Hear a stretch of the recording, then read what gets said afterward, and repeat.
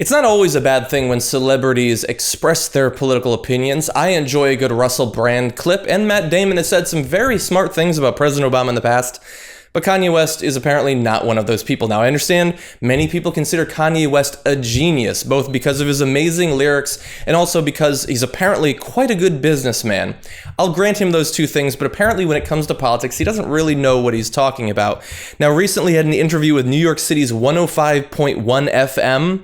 Now, this went under the radar until it surfaced under reporting by Israeli newspaper Haaretz, and they didn't like what he had to say. Here it goes. Man, let me tell you something about George Bush and oil money and Obama and no money. People want to say Obama can't make these moves or he's not executing. That's because he ain't got those connections.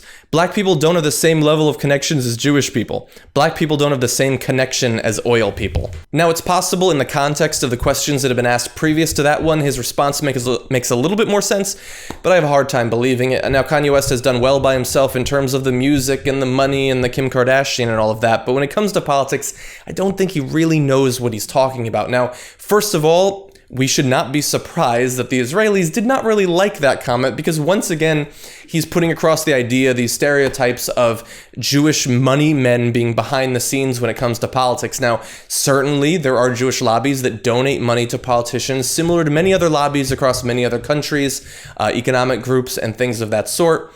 But that's not exactly how you should frame your message, I don't think, anyway. And what I love about his criticism of Obama is that he gets it exactly wrong. The problem with Obama is not that he doesn't have the connections that a George W. Bush has, that he doesn't have connections to the oil money and the Jewish money and things like that. I think he's probably doing okay in terms of donations from both of those groups. The problem is not the lack of connections, the problem is the connections.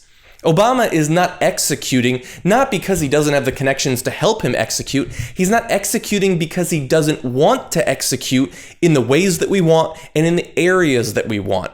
If he wanted to get these things done, he could. And you know that that's true because when he does actually seem passionate about something, he can make a lot of headway and he knows how to attack both Democrats and Republicans.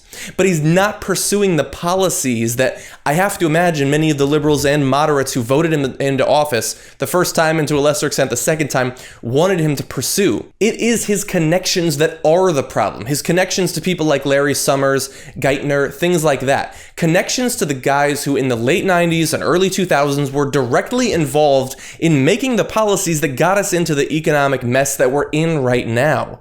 He has those connections to the establishment. I don't know why. Maybe because he wants to feel like he's involved. He wants to feel accepted by those people who were in charge when he was coming up, both in terms of his age and also politically.